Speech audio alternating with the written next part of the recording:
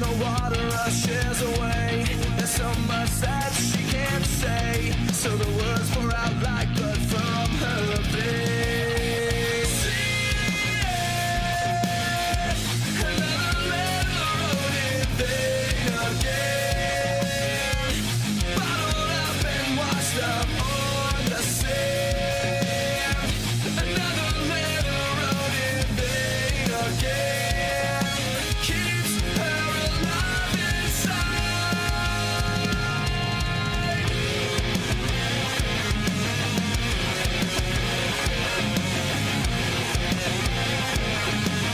She don't even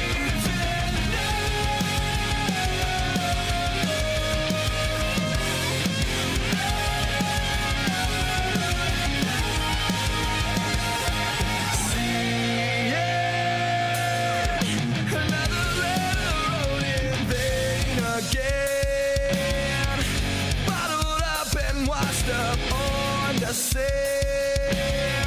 Another letter wrote in vain again, keeps her alive inside.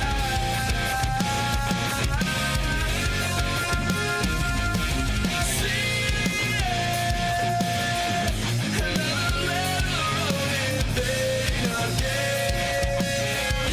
bottled up and washed up on the sand. Another letter wrote in vain again, keeps her alive inside. Alive inside, keeps her alive. Welcome, everybody, to another edition of the Rock Pile Report podcast live on YouTube. We're here. We're figuring it out. I love the fact that we did this, Chris. We pulled it off. We're live. Ryan Rhodes already in the comments talking smack. I love to see you, brother. I'm happy you're alive. I'm happy you made it.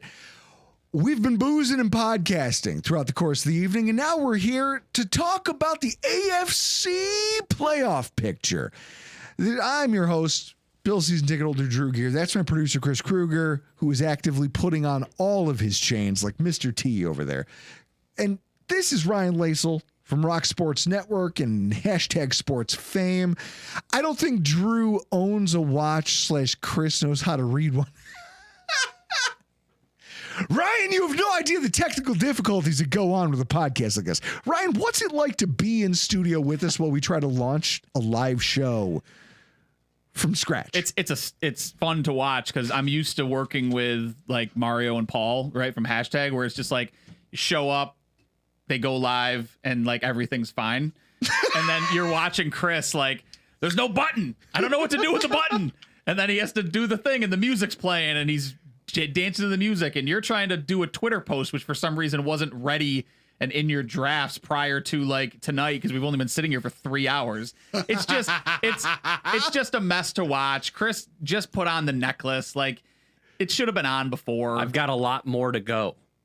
Tell you that. Here's what I love, guys. The one thing I can say is we're not professionals. Every single time we step into the studio, it's like the Challenger rocket. I don't know if this thing's going to go off or not, and that's half the fun. We're all here having a blast, just wondering if this thing's going to get off the ground. Much like the Buffalo Bills in the postseason this year. Can we get to, Ryan, I put a glass in front of you there. Yeah, man. What do we got? So, Drew's had it. I've had it. It's a Christmas bourbon from the wife.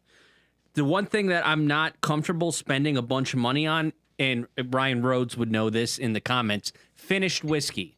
So you get whiskey that is from Indiana, MGP whiskey, and then some company takes it and finishes it. And that is, you're drinking a rye that I got for Christmas. Okay. So your thoughts on that? It's one of the better finished whiskeys I've had in a while, probably. Yeah, it's a Frank August case study number 3 winter rye. It is, for me, as the bourbon YouTubers say, in my bourbon journey. My God, I'll shoot the man in the face. That is a top 5 bourbon for me. Listen, Frank August case study 3 Get it if you can find it. Guys, anybody who says the term, and I don't care what it's in reference to, when they go, well, guys, my journey. No. Some things happen to you. It's not a journey. When that happens, I almost hope that person gets shot in the face and they have to walk around talking like Mumbles from Dick Tracy. You don't own a pair of traveling pants, Drew? Hey, I like the fact that Terry White in the comments, all the way from Britain, he's up at, what is it, 5 a.m. there? 4 a.m.? I don't know. I did want to mention, since you brought it up, 1990, I turned 6 years old. We had ourselves a Dick Tracy birthday. So Dick Tracy birthday. Holy cow. So Josh, Ryan, and Terry in the comments, for what it's worth, I think it's worth mentioning. The guys did know that 8 o'clock was coming, and they did know that the live was going to start at 8 o'clock. So it was kind of like a best intentions of mice and men type of situation going on in here. We were in the thing. I was waiting for as soon as I saw my clock go 8 o'clock, I'm like, there's no button. I can't press go live. I don't know how this is. We scheduled this stream. It's a second time we've done it. I don't know what we're doing. Every week is a learning experience here at the Rock Pal Report. The same way our audience learns a little bit more about us every single time they step foot in here. Thank you for everybody who's here watching live. We appreciate it as we get into our preview of the playoff narratives that exist and the AFC Wait, you don't want to talk field. about Sunday? No, I don't want to talk about Sunday at all. That game was a nonsense. You know what? I'll tell you what. My one thought walking away from the Patriots game this weekend: Joe Milton is exactly who Anthony Richardson was supposed to be. That's it. That's my only salient thought, is that Anthony Richardson was supposed to be who Joe Milton actually is right now, and the Colts should be ashamed of themselves. The NFL playoff field is finally set. We just recorded a wild card podcast with our guy that I met. New friend. I was going to say, you could call him a friend now after that interaction. David talks Broncos. He texted you right after. Man. He texted you me guys immediately. That's it. Bromance. Another YouTuber who covers our wild card opponent in the Denver Broncos. We also recorded a show as soon as Ryan got here about the continued stadium fallout and just the construction costs rising, sluggish PSL sales, Terry Pagula selling off a fifth of the team. Speaking of mumbles. Yeah, I was going to say. Yeah, he is. Speaking of mumbles, guys, go listen to that podcast, if for no other reason than to find out why I regret ever asking for Terry Pagula to speak publicly about the Buffalo Bills. I buyer's remorse. I regret it all. We'll have that out by the weekend. Drew, I would be remiss if we didn't shout out Griff with the great comment. Milton's going to be a great NFC South quarterback. Absolutely. Absolutely. When Derek Carr flames out in New Orleans, they're going to absolutely trade for Milton. It's going to be Milton and Rattler in 2 years. So now we're here talking about the 2024-2025 NFL playoffs in the AFC. And before we can talk about the teams that are in, as the pettiest Bills podcast, we would be remiss if we didn't just make a toast, guys, to the team that didn't make it, but somehow still feels like they should have. Chris, grab the tablet, grab the drop. I obviously am talking about the Cincinnati Bengals. Oh, I got to find it. Of course you do, because as a producer, this was another thing that he asked if you were ready. Yeah, I got 15 or 14 chains. Stop your complaining. Fuck you both. Your lives are so fucking pathetic. I ran a charity 15K to raise awareness for it, you fucking losers. All right, Chris, I hear it. Guys, the Cincinnati Bengals have to be the most pathetic group of losers as a fan base. Whinging about the fact that the Kansas City Chiefs benched all their starters in their final game. What for they were like, oh, well, they already had the 1 seed. They should have played, because if they had played and they had beat the Broncos, we could have gotten in. What? What are we talking about? Wait, you mean to tell me that the fan base that watched their team lose to the New England Patriots to start the season, that lost to the Washington Commanders, you blew so many games, and yet you want to carp like somebody else should be punished to make up for your ineptitude? Yeah, what do they think? What do they think the Chiefs owe the Bengals? Right, What exactly do they think they're owed as a football team? What I love is the idea that they somehow think that they're still a threat. You know, this thing of Joe Burrow is already threatening for next year. Like, you better watch out. Watch out for what? You to get hurt again? I'm shocked he made it through the season.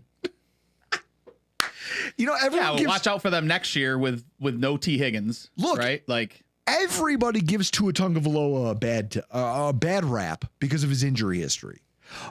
But Chris, how many more games has he missed than Joe Burrow? You could argue Joe Burrow has missed just as many NFL games, or at least meaningful NFL time, as Tua Tagovailoa. Joe Burrow's going to come back next year and enter pregame dressed like Joey Behar. in his Batmobile. Yeah. Hey, if I'm going to give him credit for anything, it's the fact that he owns a Batmobile. That's pretty He cool. doesn't own it yet.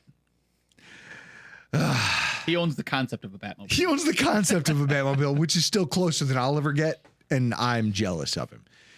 So, guys, with that, I want to quickly, and when I say quickly, I mean, you know, as quickly as we can, run through some of the teams that make up the AFC playoff field, so we can try to get an idea of how the Buffalo Bills fit into it. I'm reading here. I heard somebody from the Broncos fan base put Bo Nix in the MVP conversation. I laughed until I fell off my recliner. Yes. Yeah, it's like the whole Joe Burrow thing. Joe Burrow should be MVP. Shoulda, coulda, woulda, but isn't. Isn't gonna be.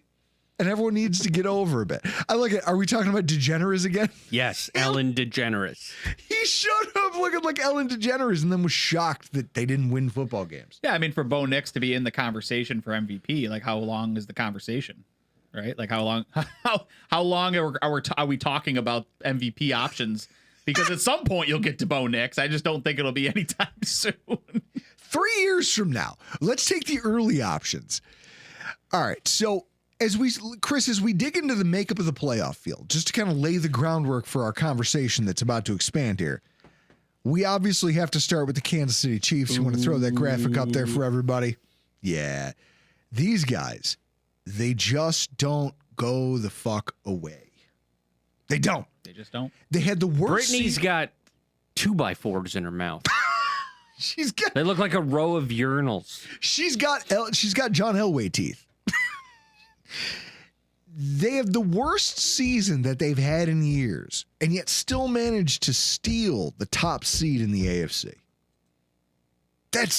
It's crazy to me that a team with no offensive aptitude hits their stride, is defensively strong enough, and figures it out.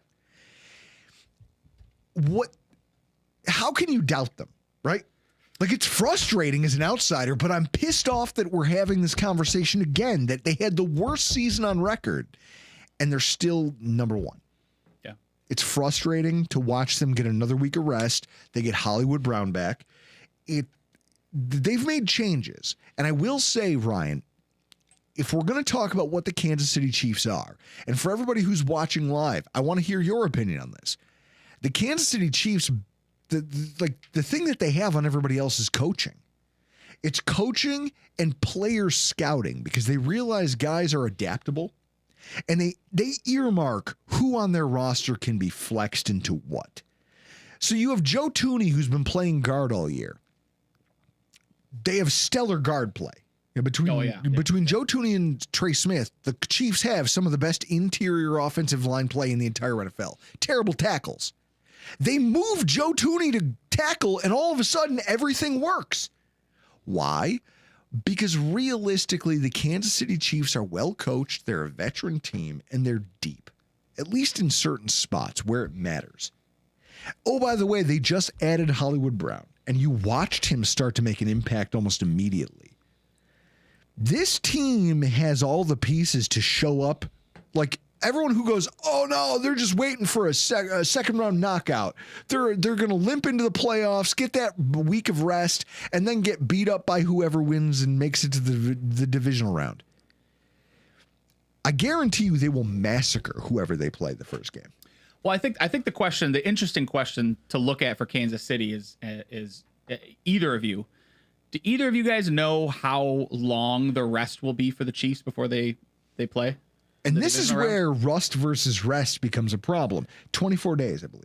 It depends on whether they play Saturday or Sunday, right? It'll be 23 or 24 days whether they play on Saturday or Sunday. Because the last time they played as starters was Christmas Day. So the question then becomes what happens?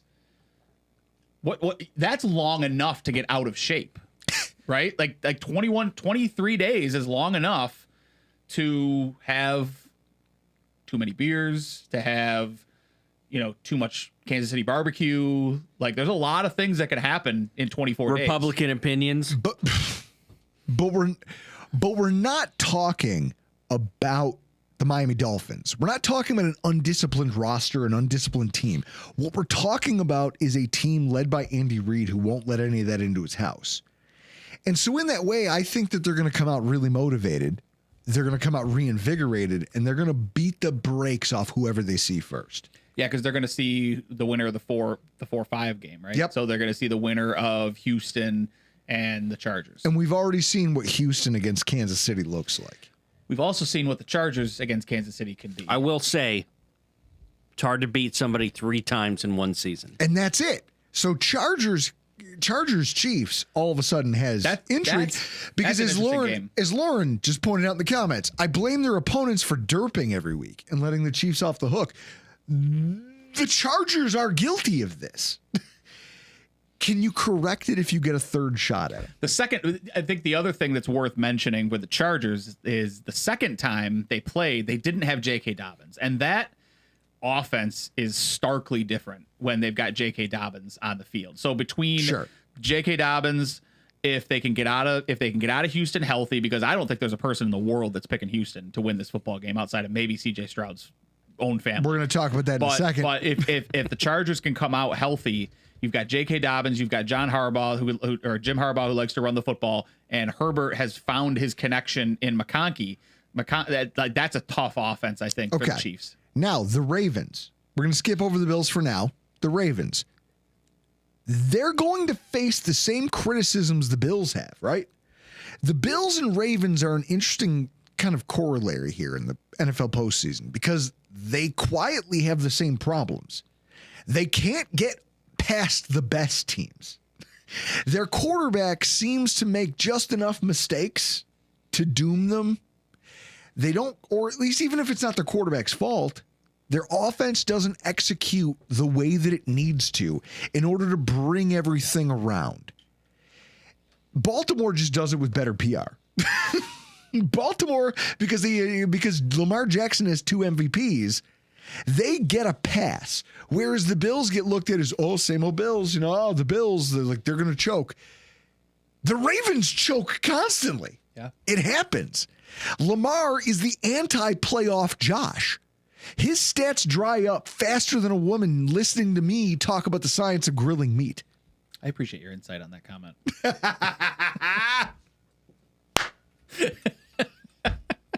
Lamar Jackson has a 57.4% completion percentage in his playoff career. He has 9 turnovers, 9 touchdowns, and 26 sacks taken. That's 3.7 sacks per game. That doesn't happen to him in the regular season.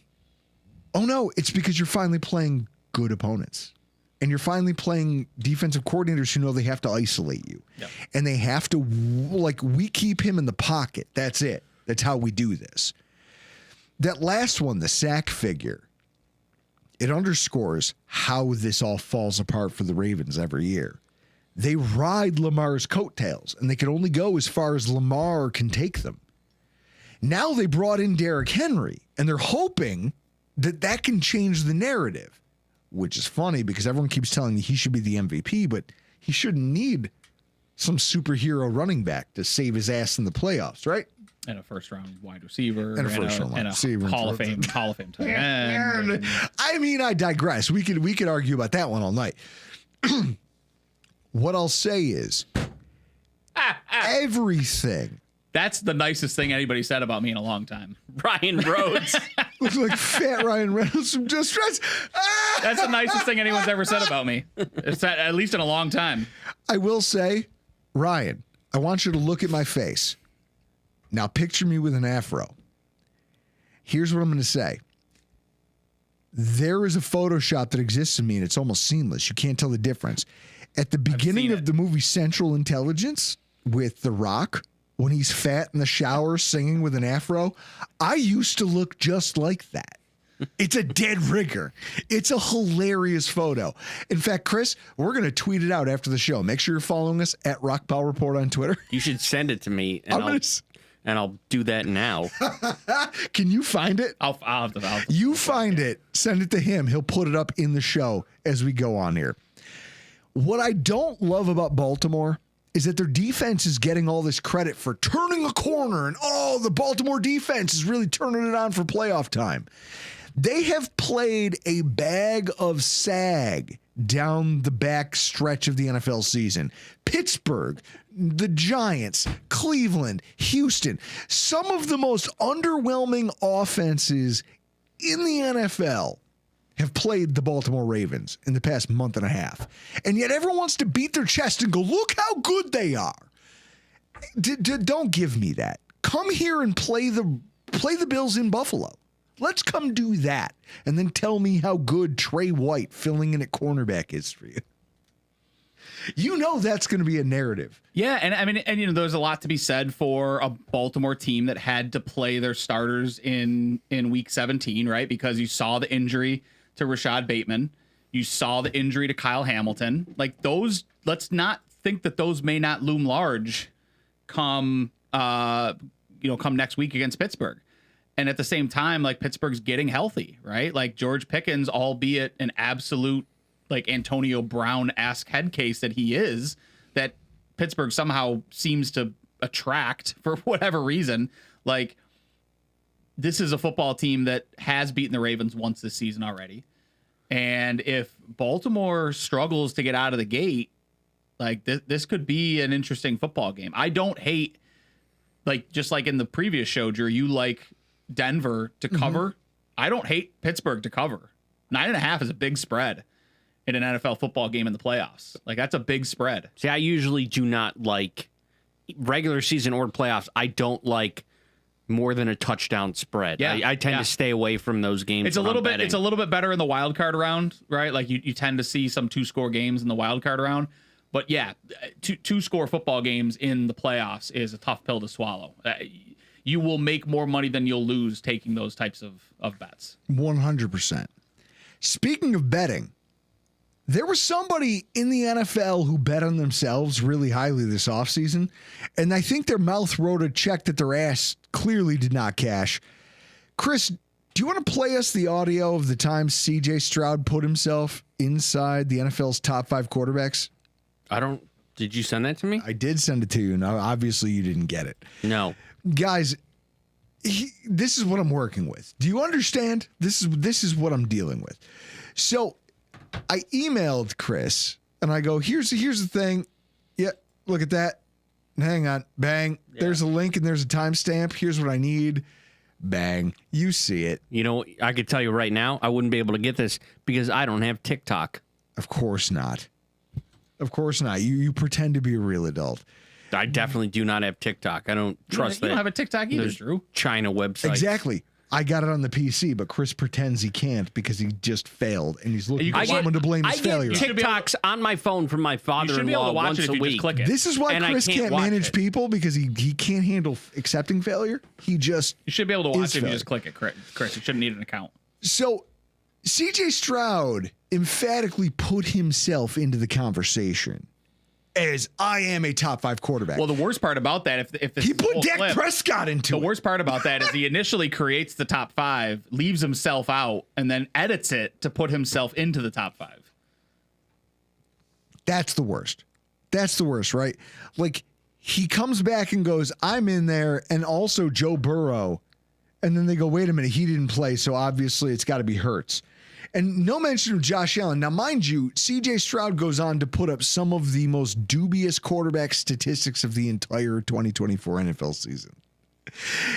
He just shits his pants in front of the entire country for most of 2024. And it's hilarious, right? A guy with all the weapons in the entire world. You can't make him work? All of this sophomore jump talk that everyone had about the Houston Texans died after that Bills game. I mean, he was drafted. I mean, again, I like to look at things from a fantasy perspective. Like, he was drafted as a top 5 fantasy football quarterback. I stayed far away from CJ Stroud. I did not think that this was going to be a sophomore ascension that a lot of people thought they would. Now, did we think at the beginning of the season that you could make an argument by the end of the season that Bryce Young is actually the better quarterback prospect than CJ Stroud? I don't think anybody saw that coming. But Drew, if I told you today, going into next season, who would you rather have, CJ Stroud or Bryce Young? It's a hell of a lot closer than it was at the beginning of the season, right? Yeah. And I would venture a guess that it's close to a 50-50 split. I would make the argument that based on the way that they played over the last 8 weeks of the season, since Andy Dalton's car accident, Bryce Young has been the best second-year quarterback in the NFL. He's better than CJ Stroud the way he's playing. I don't know if I'm going to assume Terry's still in it. Terry White from England he must have sent us like 3 or 4 paragraphs. This is like, I think, pre-draft. He said, there hasn't been a good initial name, CJ, quarterback since Y.A. Tittle. So why should I think C.J. Stroud will be any good? He sent a list of guys who went by double initials. He's like, they're all terrible. J.J. McCarthy, he hasn't played yet. E.J. Manuel, A.J. Feely. And he's right. They've all sucked. And so now here we are. Bryce Young, right? Like, you can look at the stats and say that Bryce Young is doing it with, Xavier Legette and Adam Thielen, Grandpa Adam Thielen. Look at. Bryce or C.J. Stroud has not looked good since Nico Collins got injured in the first half against Buffalo. Like, from that point forward, C.J. Stroud has been a bottom third of the NFL. He lost all his receivers, right? Tank Dell out. Diggs out. Not until right, like when Nico Collins went out, he still had Diggs and Tank Dell. For people to understand the regression, and Joe Mixon, right? Here's the regression of CJ Stroud. Explained for everybody who's watching and everybody who's in the comments who just doesn't have the time or doesn't care about the fine metrics. He threw 400 fewer yards. He threw 3 fewer touchdowns, and yet he threw, 8 more touchdowns or 8 more interceptions? Yeah, you're not gonna impress anybody with that. With Nico Collins and Tank Dell for the majority of the season. And Stephon Diggs early. Diggs got hurt the game after the Buffalo game, right? He got hurt, so that was week 6. Yeah. That he went down, but you still had Nico Collins, you still had Tank Dell, you still had who's their tight end there? The one that they kept trying to tell us was fantasy relevant. You still had Joe Mixon, right? Like, you still had a DeMeco Ryans defense. I mean, it's the old argument, right? But take Josh Allen and put him in that offense, and what does that team look like? And all I know is they have a great pass rush, but they have a mediocre run defense, and they've given up the second most passing touchdowns in football. Yeah. I don't know. Are they the best candidate for a first round upset? Absolutely. Oh, yeah. 100%. Yeah, because I would actually think, and I don't have it, I actually do have it in front of me. Isn't LA favored? I think LA is the only road team that's favored this weekend. They are. No. The Vikings are favored by a point. So other than that, the Chargers are favored by 3 points. Okay. So with the Chargers, let's pivot. Yeah. How much has everyone wants to make fun of Harbaugh? Everybody wants to make fun of Harbaugh. And it's because he's a tryhard. He's a weirdo. Did you hear what he's in the cold tub with his khakis on? Did you hear what Herbert was asked in the media, like give us something crazy that Harbaugh said that you were questioned believing him. And without missing a beat, Herbert was like, well, he talks about remembering when he was born. Yeah. That's a big Jim Harbaugh thing. That, and when he would go visit recruits. The story of when he would go visit recruits and they would ask And the mothers of the recruits would ask if he wanted something to drink, and he'd ask for a glass of milk. Like, dude's weirdo, right? Like, that's weirdo if you level come stuff. into my home and you don't ask for a beer or water, you're immediately suspect. Yeah. If you ask for milk, I'm going to be like, honey, do we have to kill him here? Now, do we have to kill him here and hide the body in Do the you think yard? he makes it even weirder by saying, like, they're like, oh, well, I don't have any whole milk. I only have 2%. He goes, that's fine. Like, he doesn't care what kind of milk. What kind of milk? Like, Just milk. It's got to be from a cow, though. I picture Harbaugh having a hard line. No almond milk. So they talked. No. So the funniest thing is they talked to I'm Bussing with the Boys. They were talking about Harbaugh with, I think it was Bosa. And he was like, no. He goes, the craziest thing is that Harbaugh had never been in a cold tub. And then he goes, now he's doing it. He's doing the cold tub thing. But he's in there with his fucking khakis on. And he's got to have a white undershirt on He's too. clothed. No. He has his polo tucked into his khakis, and he's getting into the cold tub. He's like Nick Saban in the College Game Day commercials. I'm not gonna lie to you. As a dude, I would follow that guy straight to the gates of hell. If I watch another adult man get into a cold tub fully dressed and then sit there and look at me with a straight face and go, I don't understand what the problem is. All right, then I guess I'm following you into battle because you're the guy. You know who Jim Harbaugh reminds me of? So it's Bills fans may not like this, but Mario and I have had this conversation. He reminds me of Mac Hollins, right? Like if you look at Mac Hollins in a vacuum, he's a weird dude, right? But when you look at him, because he's part of the Bills, you look at him, you're like, man, that's a weird dude. But I kind of want to hang out to him to find out how weird he is, right? Like, I kind of want to ride this train to the end of the I'd station like to and see how weird this guy can get. I want to ride like, this train to the last stop. It's like North Tonawanda weird. Yeah, Jim Harbaugh, Harbaugh can get weird. Yeah. But his weird has developed one of the biggest turnarounds in the NFL. And honestly, Like Coach of the Year type when you stuff, talk right? about Like, head coach of the year, I believe he deserves the award. Yeah. Because you took a team that under this offensive guru, quote unquote, Brandon Staley, who had no pulse and whose team got embarrassed by 60 points to the Raiders. He barnstorms out and makes his team a playoff team in his first year. Yeah. Everyone thought it was laughable that he was hired and he's out here. Yeah. He's motivating that team. And with him and Greg Roman, I understand the message. The message is clear. It's punch and punch and punch and punch. It's rushing the ball and rushing the ball. And then it's your quarterback running the ball. And oh, by the way, we've got some big physical wide receivers. Throw them the ball and let them run through traffic. Why? Because fuck their defense. Yeah, I mean, we want their cornerbacks to feel us. You look at what that offense was last year. Far more talented, you could argue, than they were this year, right?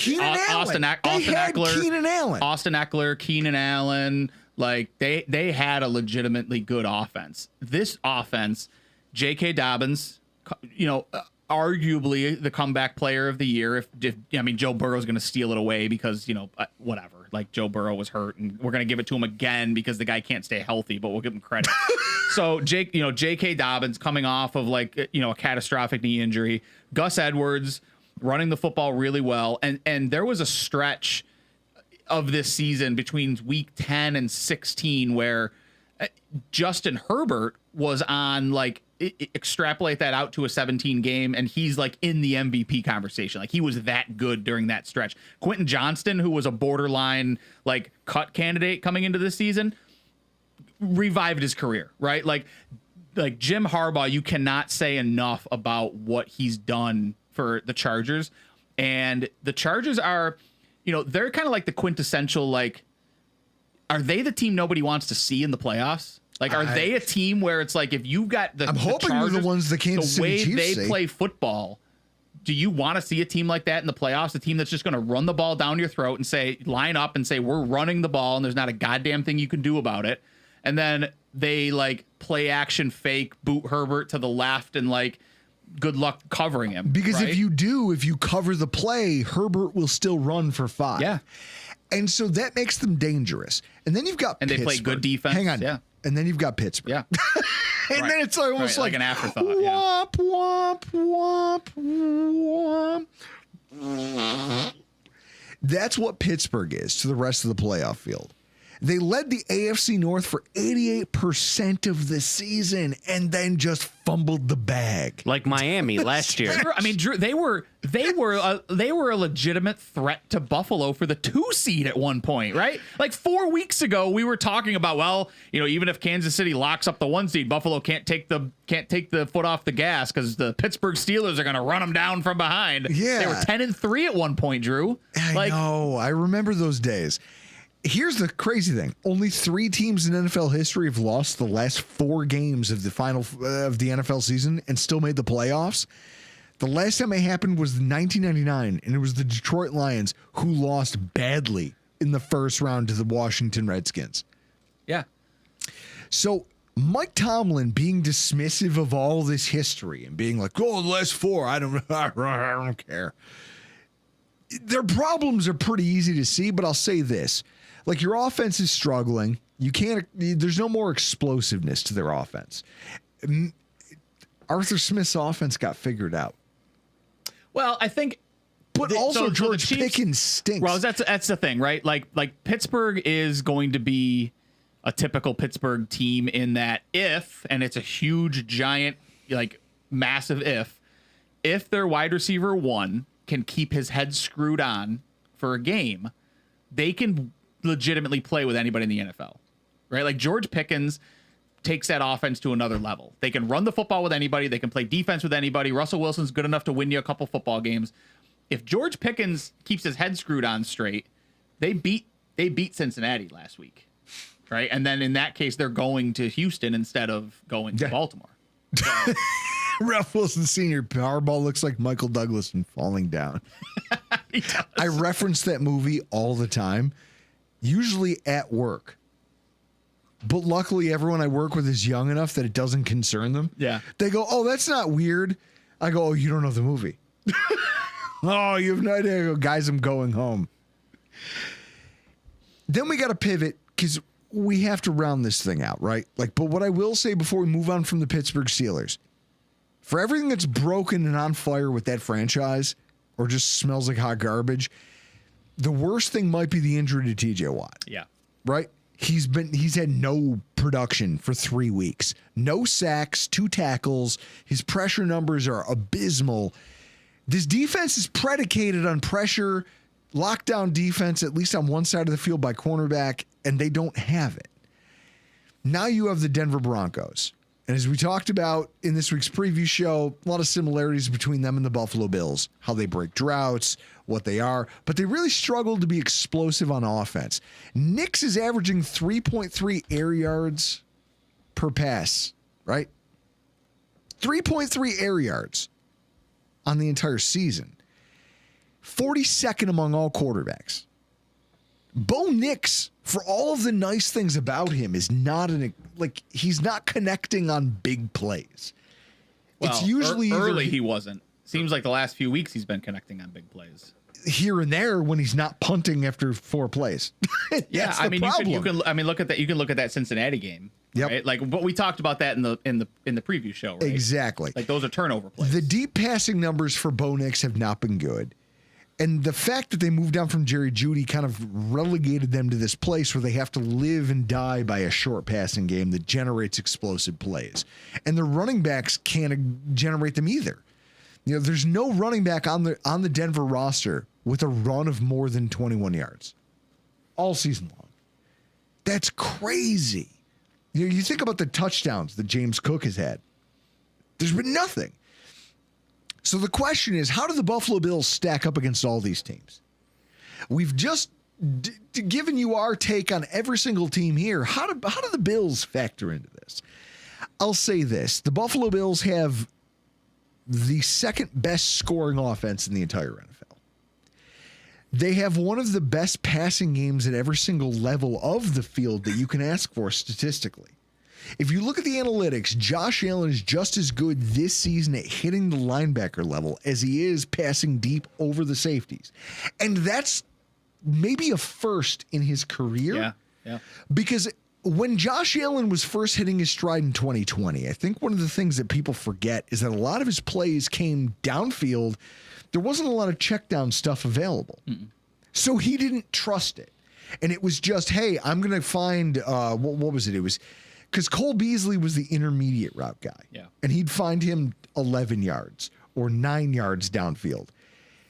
John Brown was, I'm going to run a deep cross and I'll be 15 yards downfield. And if you get me at the right spot, I might be able to break contain and get you another 10. Yep. Then we traded for Stephon Diggs and the whole thing got broken wide open. And you saw the Buffalo Bills become this dynamic passing attack where we were throwing, but we were always attacking that like 20-yard plus level of the field. This is the first time that Josh Allen's been able to use the checkdowns to dynamic effect. And when we look at what that means against all of the corollaries in the AFC, we have the most explosive offense. There's no offense in the AFC that holds a candle to us. Now, the flip side of that is that our defense has been okay this year. But historically, we are one of the worst defenses. And I think that that's, if we want to talk about narratives that need to get attacked, it's this one. Like for the Buffalo Bills, they have some real work to do in terms of who they are and the narratives that are going to be assigned to them until they prove them wrong. The Buffalo Bills have one of the worst playoff defenses in the last 5 years. Can I say that? Not be yelled at as a hypocrite, as a contrarian, as somebody who's trying to, I'm making a hot take. You're never going to get shit from me for giving a Sean McDermott defense a hard time in the playoffs. Like, yeah, I mean, on the offensive side, just before we start talking about the defense, on the offensive side of the football, the big difference this year for me, for Josh Allen, has been in the past, Josh Allen has been a big play hunter, right? He's been actively looking for the big play. The home run? Yeah, like he's a big play hunter. And this year he's not. He's not looking for the big play. Which makes our offense which so is lethal. So dangerous, right? Like we joke about it in the chat, but I have this concept and I've talked about it with you guys before. It's this chaos Josh concept, right? Yeah. Where it's like when Josh Allen breaks the pocket and he's on the run, he is the most dangerous player in the NFL. Like Lamar Jackson, for everything that Lamar Jackson does, Lamar Jackson is the most dangerous running quarterback in the NFL. Josh Allen is the most dangerous quarterback on the move in the NFL. And I think there's a difference between the two, right? Lamar's going to kill you with his legs. Josh is going to kill you so many different ways when he's on the move. When he's on the move, he can throw, he can run, he can sidle up to your wide receiver who catches an ill-caught ball, who pitches it off to him, and he can power in for a touchdown. Yeah, or he can do a no-look chest pass, or he can run and he's like 3 yards from the sideline and heave it, 48 yards downfield to Keon Coleman for the fastest 40-plus pass downfield that Next Gen Stats has ever seen. Yeah. Right? Like that throw he made it in the Detroit game downfield. It was the fastest 40-plus yard throw that they've ever clocked. Maybe until that Joe Milton throw last week, right? Like Josh Allen is the most dangerous quarterback in the NFL on the move. And I don't think it's particularly close, right? Like you can take Mahomes out of the equation. You can take Jackson out of the equation. He's not, but it's because he's not big play hunting this year. He's not forcing the ball downfield for the sake of a big play. He's waiting for the big play to get there. And then he's letting it rip, right? Like if he sees a window, he's got a strong enough arm to get the ball downfield. And this is where, though, you look at what Josh is and all the work that he's done and all the things that he's accomplished this season that have him, I think, firmly in the driver's seat of the MVP. The problem is you're talking about a team where we've watched Josh play MVP caliber football in the postseason, and they routinely let him down. And so now when you talk about playoff narratives and who the pressure is on, I think about the teams that have no pressure, right? Like, let's walk through it.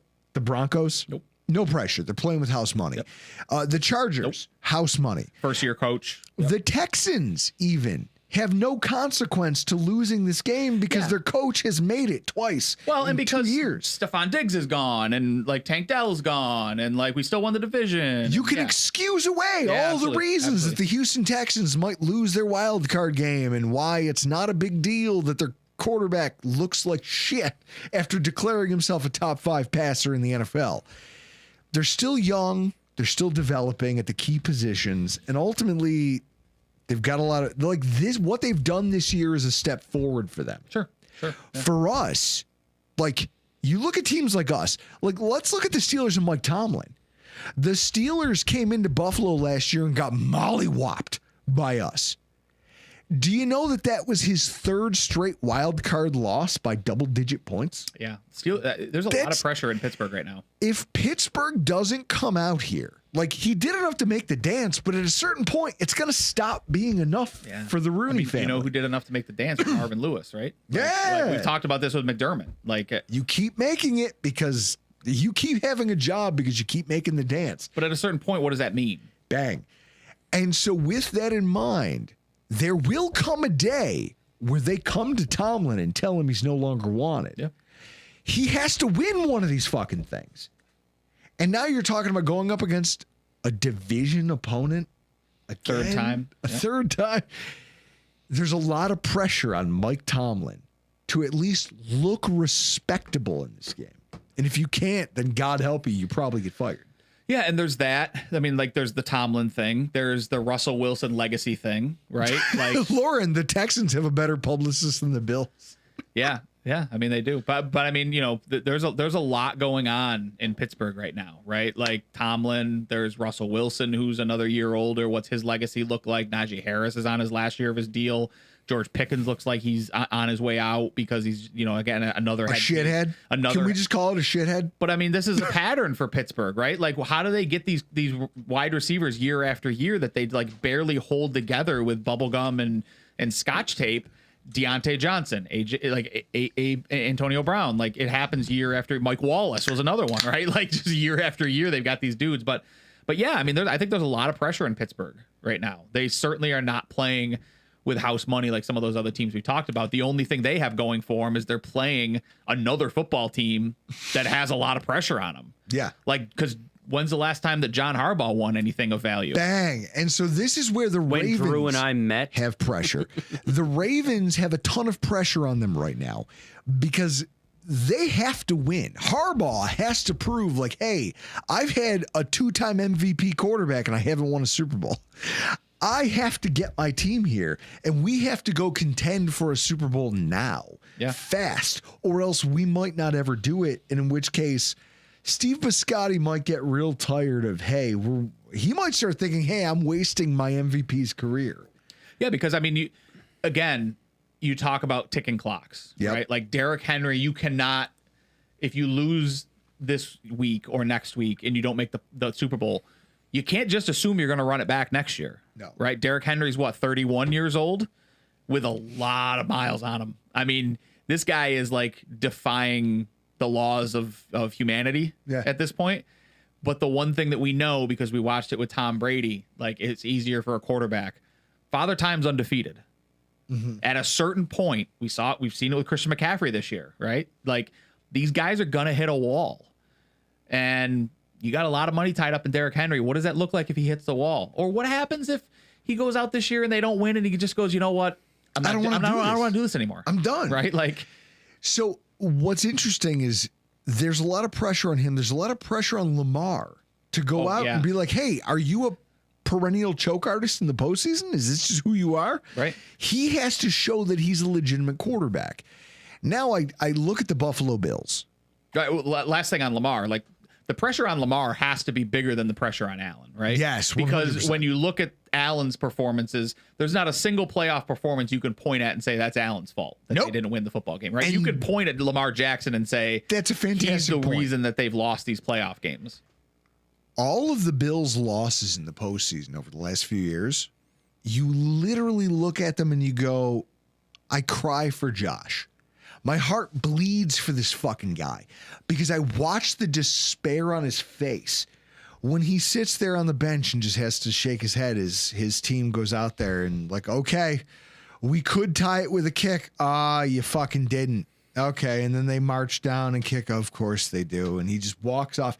And it's this look of acceptance on Josh's face after that last Kansas City loss that bothers me. Because I've already seen the haunted look. I've already seen the upset look. I've seen the furious Josh Allen.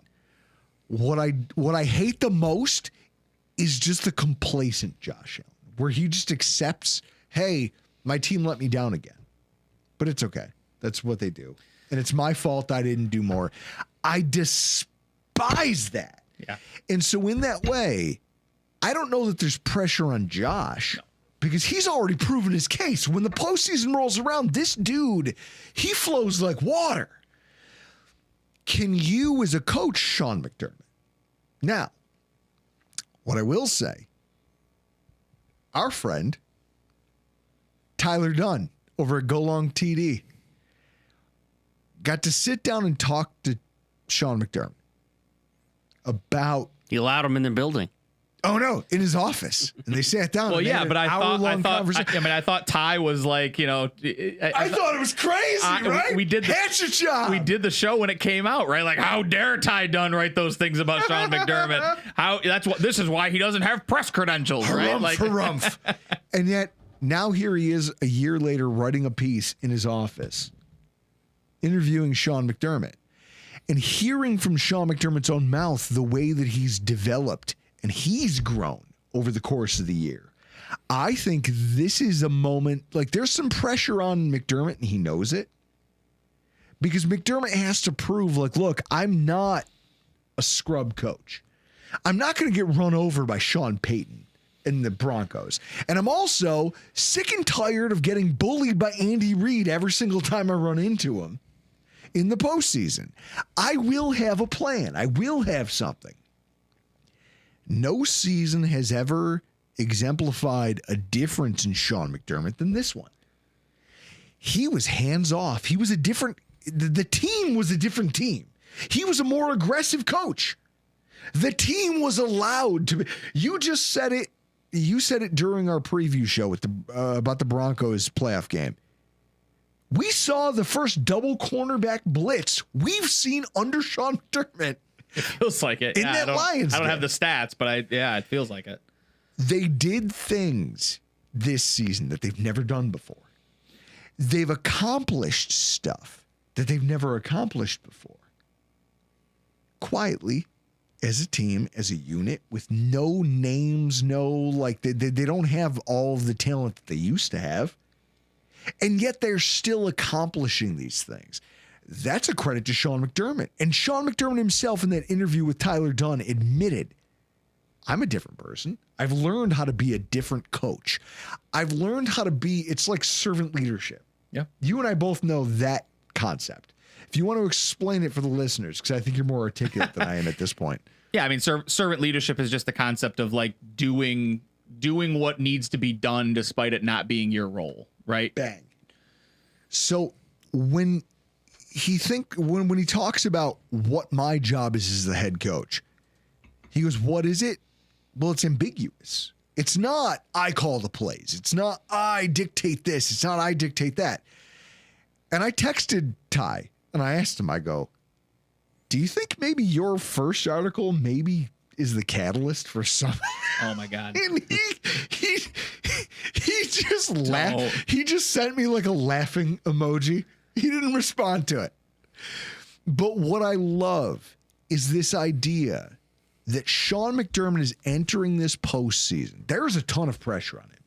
Mm-hmm. You have to, whether win or lose, right? Like, guys, we as Bills fans, you guys watching, can all agree with me that whether the Buffalo Bills win or lose the playoffs this year, or like, let's go win a Super Bowl. If we don't hoist the Lombardi, it's not a failed season. We accomplished a ton in a year where we took on the second most dead money in the entire NFL. I think that there needs to be a recognition that Sean McDermott grew. It's almost like the Grinch when his heart grew 10 sizes. Sean McDermott allowed two young coordinators to come in and have their say and try things and get aggressive in their own ways. Go back to the Ravens game. We lose that game. Blowout. But there was a moment where the whole thing swung, right? They talk NFL Turning Point used to be a show that they would produce. And the turning point in that game was the trick play that failed miserably and turned into a turnover. Joe Brady, and like in the post game, Sean McDermott goes, I gave my coordinator some run. That blew up in our face. We're going to talk about it. Joe Brady admitted, I should have never called that. But Sean McDermott gave him the latitude. Now, do you think he would have let Dable do that? No. No.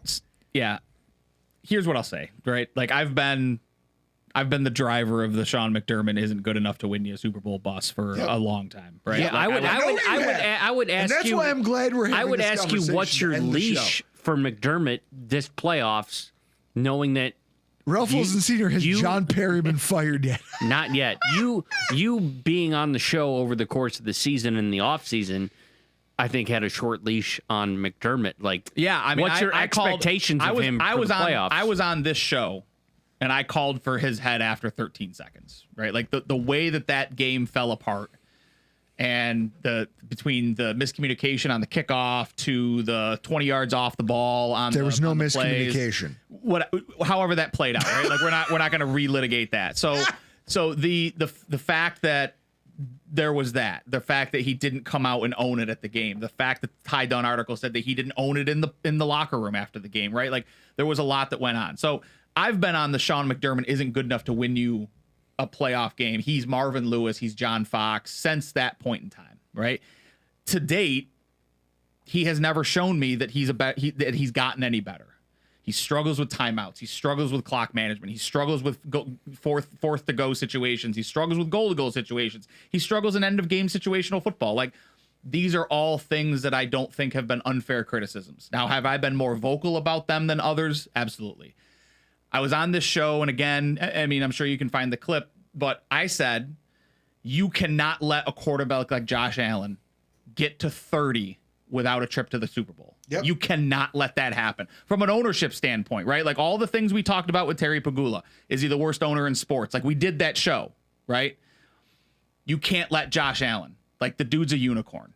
The dude we've never seen a football player like Josh Allen before. You can talk about Lamar Jackson, whether he's MVP. You can talk about Patrick Mahomes, how he might be the greatest of all time. We've never seen a guy with the skill set and the ensuing success as Josh Allen. Am I wrong? No. So you can't let that slip away. You can't have Josh go out and do another performance like he's done the last few years in the playoffs and let him down and make him walk out there to that press group and say, I didn't do enough. And what I'll say, all of that said, this season has been different for me for Sean McDermott, right? Like I've struggled with it a little bit because Sean McDermott seems to be making the right decisions on fourth down. He seems to be punting when he should punt. He seems to be going when he should go. He seems to be trusting the guys that are on the field and in his headset more than he has in the past. It seems like he's given up some of that micromanagement aspect of things. He's not playing. It doesn't seem like he's coaching scared anymore, right? I've always worried about Sean McDermott in that he doesn't want to win the game. He just doesn't want to lose it. And I think that's what's held him back in terms of his decision making. It seems like he's done better.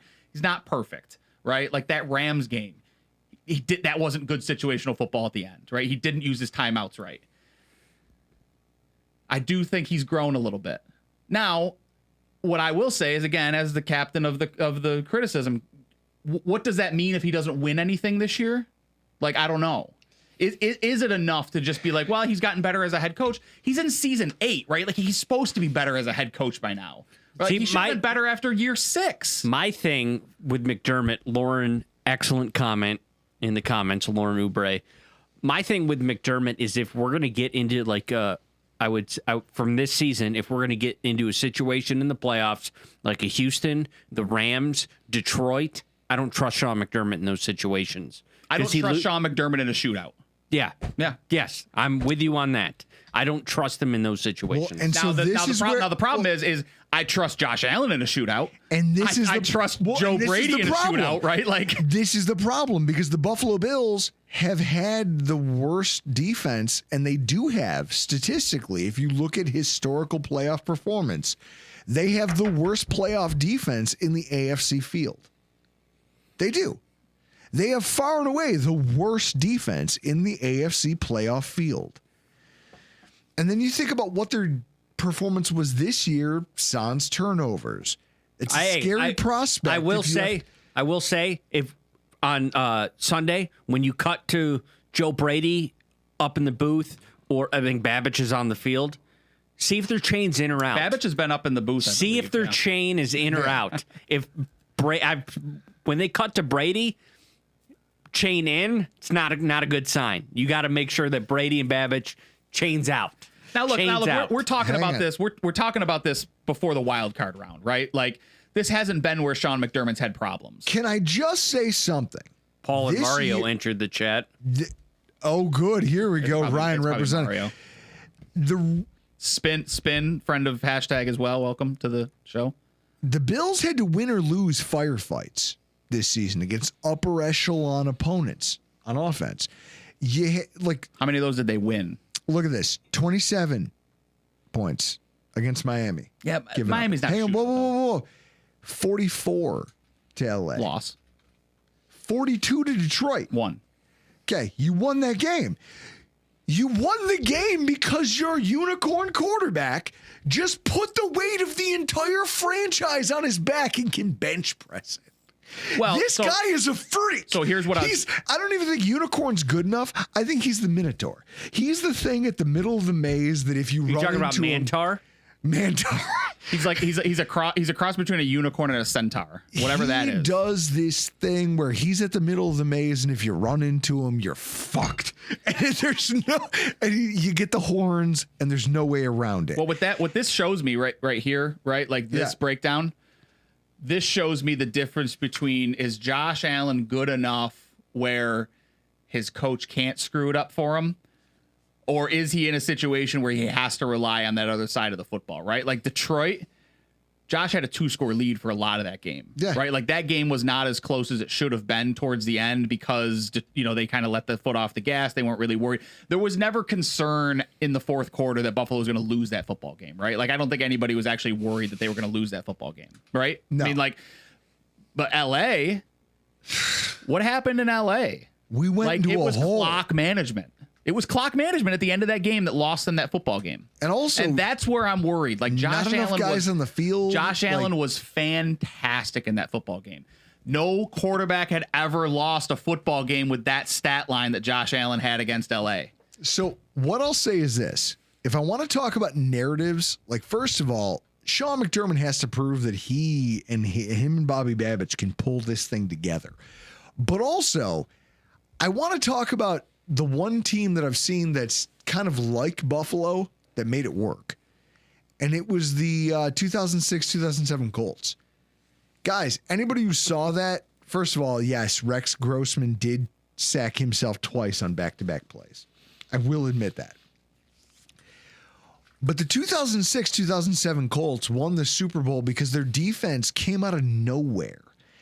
And when you think about what that was, I look at the return of Matt Milano, and you want to talk about playoff narratives. Playoff Matt Milano is something I want to see because I haven't gotten to see a lot of it.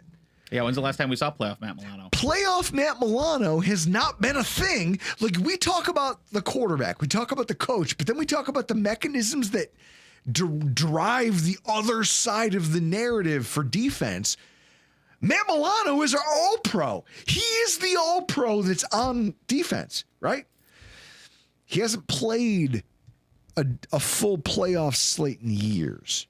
What I do know is this.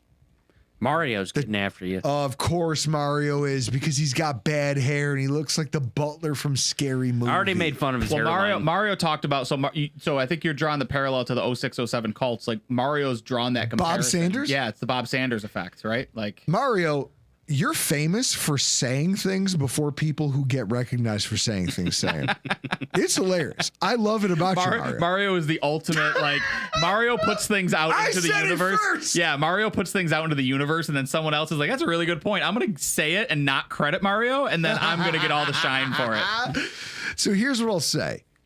When you took a look at what that team was, they were mediocre on defense all year long because Bob the Eraser Sanders was not part of their defense. And they sagged and they struggled and they were mediocre.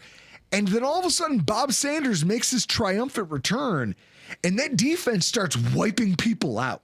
They're making turnovers. They're punishing running backs as they're trying to break to the second level because they had a guy who could break on them and understand where the gaps were. Well, we have that. We have a safety turned linebacker who's playing weak side linebacker for us. If Matt Milano can turn it on here, and this is the playoff narrative that I think might decide the entire, like this might be the thing that flips us from being a poor defense to an upper echelon defense, is what can Matt Milano be? If Matt Milano returns to all-pro status, or at least semi-pro status, like Pro Bowl-esque, you're talking about a defense who can force turnovers, force running games to the ground. Yeah, I think the problem with that, and this is Drew's homer side coming out a little bit, Yep. right? Like, oh, it is. It's me wanting to get fired up. The problem with this is how you're relying on a 31-year-old linebacker who's 2 years removed from an all-pro season, and you're saying, I hope he can turn it on when, since he's gotten back, he's shown no ability to turn it on. And he's actually shown the opposite, is that the bigger question, and I know Mario has asked this on his show, is Matt Milano a liability on the football field? Like, that may be more telling than anything. So what I'm looking for, Drew, is I do agree that I think Matt Milano could be the key here because it seems as though Sean McDermott and Bobby Babbitt refuse to take him off the field. So I think less so can he go out and be an all-pro again, is just can he just stop being a liability in the run game? Now, Lauren Oubre, can we bully him into performance like we did at Oliver? Yeah, I mean, at Oliver. I mean, we did it. We did the thing, and then we talked about it. Now, the real question is, Matt Milano, Dorian Williams, can you find as a coach, if you're Sean McDermott and you're trying to change the narrative about how inflexible you are, can you find a world where both of them exist in concert? Because I'll tell you what, Dorian Williams leads your team in tackles. You should never take that guy off the field. Yeah, and that was one of the things that surprised me when Milano came back, right? Like Dorian Williams, I think he was like 7th or 8th in the league in tackles at the time. Yes. And the day Milano came back, Dorian Williams didn't see a single defensive snap the entire game. And yet McDermott talked about how he goes, we have the right makeup. We have the right locker room. Both guys are professionals and they'll respect whatever our opinion is. It's almost one of those things where they're flirting with, hey, we're going to play you both just in ways neither one of you is going to be happy with, but it's going to be what's best for everybody. Early downs, put Dorian Williams out there. Passing downs, put Matt Milano out there. Would anyone argue with that approach? No. Would you sacrifice a roster spot? Let me ask you guys in the comments watching the show. Matt Milano is the Ty Johnson of the defense. Put him in a third down. There it is, Mark. Yes. Would you argue as Bills fans with having Matt Milano playing the Von Miller role? We've been doing it to Von Miller all year. Would you also relegate Matt Milano to that same kind of play calling, positional alignment if you knew that it would give you more dependability in the run game and a better athlete on the field when it came to those early downs? I think that Sean McDermott and this coaching staff is flirting with that, and that's why they've been doing this back and forth, back and forth. And every time they talk to McDermott about the dynamic, he always goes very quickly to credit both of them for their professionalism. He goes, both guys are professionals. They'll respect whatever our opinion is.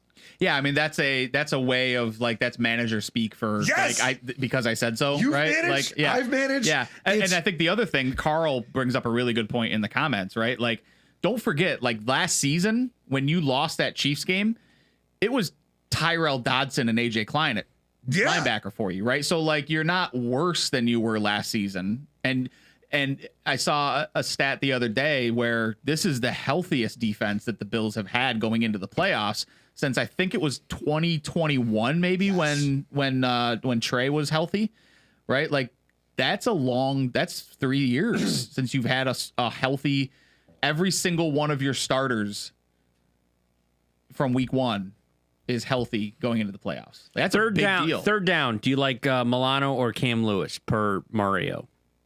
Ooh. Against Denver, I prefer Milano. Against the Chiefs, I would probably prefer Cam Lewis.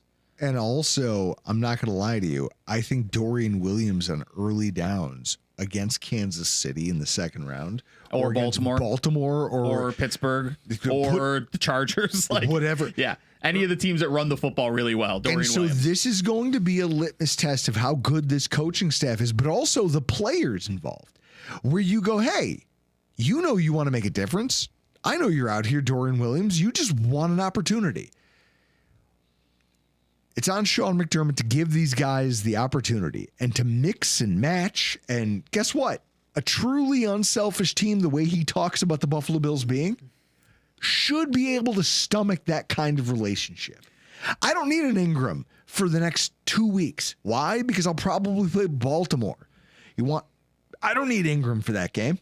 What I need is another linebacker who's going to help me and who's going to help Milano. And in passing situations, I'm going to put Milano out there. And in rushing situations, I'm going to put Dorian Williams. And they're going to live with that. Why? Because I said so. Because I'm the coach and I have the team's best interest in mind, and you all follow me. Do that, and Sean McDermott will have won some major brownie points from me. Yeah, I think and Spin again doing God's work from hashtag Nation. Spin has a really good point, right? Like Milano brings instinct to the game, whereas Williams, to Spin's point, Williams is see ball, get ball. Milano is, I know where the play is going. I can diagnose it at the line of scrimmage, right? So that stat right there, where depth of contact on run plays, Milano's 2.5, Dorian Williams 4.1. It's just that when Williams gets there, Williams finishes the play, whereas Milano has struggled finishing at the point of contact since he's come back from injury. So, I mean, that's a good point too. And you have to find that balance if you're Sean McDermott and Bobby Babich, right? Like, when do I need the instinct guy and when do I need the missile? And that's kind of where you need to find that right balance. And I think a lot of this plays in Matt Milano's career too. Like, what is your career going to be, bud? Because he's playing it in the media, right? Where he's doing the whole, like, he's laying the groundwork to start to wean Milano off the field and put him into better situations, right? By that, he's a professional. He's going to do what's best for Chris, the team. I'm not going to Google it. You do it. Can you Google Matt Milano's contract? Give me Matt Milano's Spotrac.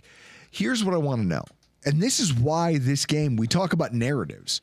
Matt Milano's usefulness becomes important, because you look at this, and right after this season, there is an out in his deal. The Buffalo Bills could decide to cut bait after this season if they decide that he's not enough, or he's not there, or, it's like, Chris, look at the number. $15 million cap hit. $16 million in 2026. Scroll over. Look at this. $15 million in 2025, $16 in 2026. The dead money hit happens after next year. Like, this is going to be a year where they're going to decide whether or not he gets his starting job back. He could be a trade candidate next year if they're trying to figure out the cap situation and right the ship and keep the window open. Hey, Drew, you got a Seagram's bet on this? I think Dorian Williams sees more snaps in this first wild card game. Well, I meant for Milano being cut. No. But what I'll say is this, guys. If we want to talk about wild card round, real quick before we end the show. I mean, you still save $5 million next year if you cut Milano. We've talked about expectations. We've talked about guys who have pressure on them. Let's talk about what we think in the wild card real quick before we end this. Ryan's going to fire McDermott himself. Before we do our predictions, that's a good question in the chat. What happens if they lose this game, Drew? What does it look like? Because I think Kyle's right. Because Kyle's right. I will be. I know exactly how it plays out. As insufferable as I've been. It plays out the same way after Terry talked to the Sabres before Montreal. That's how it ends. You're gonna get pumped. You're gonna get pumped. You're gonna get pumped, and then you're getting pumped, and then nobody does anything. That's how it works. It's gonna be the same as the Sabres against Montreal. We believe in this group. Go lose 6-1. Yeah, I mean, I think Chris is right in his tongue-in-cheek comment, right? Like, nothing changes. Like, to answer the question, they run it back next year, right? Course. They'll come out and they'll say the right things. They'll say we weren't good enough. We weren't supposed to be here, right? Like, we took a ton of dead cap space. Like, that's gone now. You know, we're going to go out, we're going to retool, we're going to fill in gaps, and we're going to be a better football team next year. That's what they'll say, and that's what will happen. Now, in terms of what the quote unquote media will say about this team, you'll have the, as some like to call it, the mainstream media, who will continue to carry water for the team because that's what they do, right? Like, they all carry water for the football team. You'll have some of the, the freelance guys like you guys are, not that you will be this, but you'll have some of them who will continue to carry water for the football team because they think they're going to get press credentials at some point, or, they're going to try and talk themselves into being a good Mayor McCheese, we fire Ted Nolan. Yeah. And then you'll have the rest of us that are screaming into the ether about getting rid of Sean McDermott and how can he let this happen, and then it'll just carry on. If we lose this game on Sunday, the number one opinion I'll be after will be Joy Taylor's. Number one and number two. I like how Spin wants me to fire you from the podcast Yeah, that's fine. for speaking this into existence. Spin and I have a love-hate relationship with each other. What I love is he usually just shows up here and antagonizes us. I'm happy You're here. welcome. I'm happy you're here to give some context to it, because I go, who is this fucking guy who just shows up here and heckles me for the show? He's who you thought I was before we met in person. That's what I was going to go with. Is it like you, Drew, and Ryan meeting in Rochester? Yes. I have no doubt that if we ever meet in person, Spin and I will be great friends and enjoy many beverages together. In the meantime, he's a fucking prick. I love it, and I'm happy to share the cross-pollination of this. Spin, God, I love you. It's fun. Like, Ralph Wilson Sr., 13 men on the field. Yeah, this is it. What I'll say is this. I expect to see a composed football team that's loose. Why? Because Sean McDermott feels like he has a different level of understanding of what his job is, and his level of aggressiveness this year has kind of underscored that he's changed his approach. That we don't win that Lions game if he doesn't have a new school attitude. Yeah, this team's playing way looser than they've ever played under Sean McDermott. Absolutely. So that might be the key. Mm-hmm. Yeah. Because if you think about what held us back in the postseason before, it was always, well, let's get soft and let's just drop back and give what we can and bend, don't break. And now all of a sudden we're being aggressive. How much of that is him taking something away from somebody who's younger than him, who he sees promise in? He goes, Bobby Babich looks like I looked like when I was younger. Well, I think the other thing that's worth mentioning is Babich. I mean, you can say that Babich is from the McDermott tree, right? Like, this is the first defensive coordinator we've had that's been from the McDermott tree. Yeah. And I think there's an inherent level of trust that comes with that. With Leslie Frazier, we heard it and we saw it, that when crunch time came, push came to shove, and McDermott was like, shit, we may lose this game. He would grab the reins. Control, right? He'd grab the reins and wrestle this thing into failure. Yeah. Like, we saw it in that nothing. And for everybody who scoffs at that idea, in that home opener against the San Diego Chargers, at the time they were still in San Diego, the Bills were getting the brakes beat off them. And at halftime, Sean McDermott relieved Leslie Frazier of defensive play calling duties. And everyone talked about how that was a thing that could fracture a relationship, and how it was obvious that Sean McDermott and Leslie Frazier were done.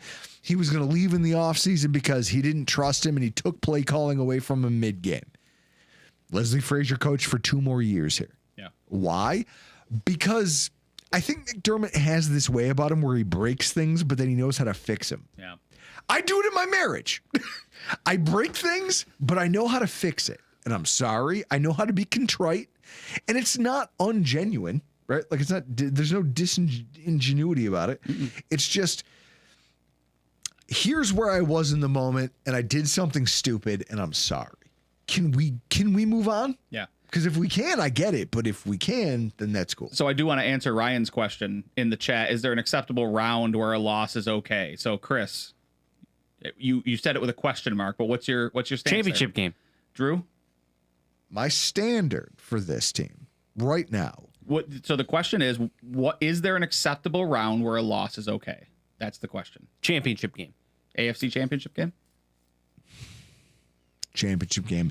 You have a unicorn cross with a centaur quarterback. And the only reason I don't say team Super you've Bowl. had in a long team. This team Super has Bowl. to be a Super Bowl Bowl team. And I was going to say, the only reason I don't. Forward until Josh Allen is no longer your quarterback playing at a prime level, your standard and your level needs to be Super Bowl or bust. And anything less than a Super Bowl appearance needs to be viewed as a failure, because this is the healthiest, loosest, arguably best football team you've ever had, and you've already lost in the AFC title game. And right? So that can't be your bar anymore. And after I said it, I go, you know what the problem is? I've already been there. I've already experienced this. And I've seen the loss. I've seen Stephon Diggs out there with hands on hip. Would rather lose in the championship game than in the Super Bowl. I mean, it's a fair point, right? Like, what hurts? I think the difference is is what's going to hurt more versus what should be the standard. Right, the expectation needs to be get to the Super Bowl. Be the Super Bowl. It's gonna hurt a hell of a lot more if you lose in the Super Bowl than if you lose in the AFC title game. I'm not gonna lie to you. I'll relish it all the same. Oh yeah, I'll relish. I'll relish through the tears of losing in the Super Bowl, man. Like, I'll take the ride and just deal with the fallout later. And that's where we are right now as a fan base, trying to figure out what is the expectation, guys. How loose do we want McDermott to be? Matthew McConaughey and Dazed and Confused. I don't know, man. I don't know if Matthew McConaughey could get enough claps in when he was in Dazed and Confused. If he's like, be a McDermott. all right. Yeah, Spin. This was the down year, man. This was the down year for the Bills. So let's go make a run at this fucking thing. The AFC is not that impressive. Yeah. The AFC is not impressive. And let's be realistic. This is if this football team, we're all skeptical, right? It's the Bills. We've been here before, right? Like, it's kind of like you've built the skepticism into us. It's like the kid. It's like the kid whose father just never showed up for any of the stuff that he was going to show up for, right? Like, I know it's coming, but I don't want it to come. If this team is as good as they've been all season, if this team is really truly this should be a 3-possession football game, right? Like, this one should be blow the doors off them, leave no doubt. Like, it's a rookie quarterback, good game, kid, pat him on the ass on the way out, and like Buffalo, we should be heading for the exits by the start of the fourth quarter. By counterpoint, if you win it the way the Chiefs, who are currently occupying the 1 seed, have won it all year long, just dirty and ugly, but you get it done, would you still cry about it? Yeah, I mean, they don't ask how, they ask how many, right? Bang! And that's it, Chris. In the words of hockey aficionados everywhere, they don't ask how, they ask how many. If you can't run them up, fill them in. Yeah, and that's what the NFL playoffs is. It's time to fill them in. Set the tone. Set the tone, baby. Guys, I can't wait for kickoff this week. If those of you who might be around the stadium, come see us, 4180 Dock Slot over there, 4180 Abbott Road. It's called Dock Slot. I'm going to be hanging out with the guys this weekend. I'm hanging out with the guys this weekend. I'll be there. Come on, hang out, man. He's going to be there. Even if you're not going to be at the game, just come hang out at the tailgate. It'll be a good time. Spin in the comments. Now's your chance. Just make sure you introduce yourself as Spin, so I know who you are, and I will have some beers ready for you. Say it. We'll have drinks, and then we'll fight. No, I'm kidding. Verbally. Guys, he goes, Kyle, I'm not saying I want to see him ripping a gravity bong at halftime, but maybe a joint. My old man can hook him up. I love that this is the conversation going on in our chat, and I don't even know what it's in context to. I love that you guys show up each and every week for this nonsense, but we got to get the hell out of here. I'm Drew Gear. That's Chris Kruger. That's Ryan Lasel. And this has been your Rock Power. Go Bills. Go Bills, baby. Woo!